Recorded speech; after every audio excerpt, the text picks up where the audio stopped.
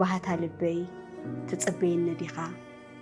ትጽበየኒ ዲኻ ጽቡቕ ዓቕሊ ጌርካ ናይ ተሃዋኽ ቃላት ብዙሕ ከይመረጽካ መቕልጣፍ ገዲፍካ ክሳብ ዝመጸካ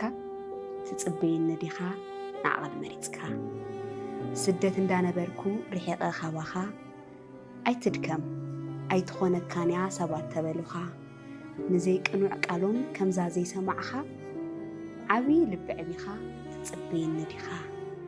ጊዜ እንተንዋሕኹ ብዕላማ ምኽንያት ልብኻ ይመርጽ ዶ ብቕንዕና ምጥዋት ንኹሉ ጊዜ ኣለዎ እንዳበልካ ብዓቕሊ ትጽበየኒ ዲኻ ሎሙን ከም ትማሊ ንዕላማይ ክብል ጊዜ እንተንዋሕኹ ፍጹም ከይመስለካ ንዓኻ ዝጸላእኩ ይጽዕረ ዘለኹ ከዕቢ እንጀራ ትጽበየኒ ዲኻ ተጻዊርካ መከራ ትርዳኣለይ ዲኻ ዘለኽዎ ናብራ ቀሲንካ ዘይብልዑ እንዳማትካ እንጀራ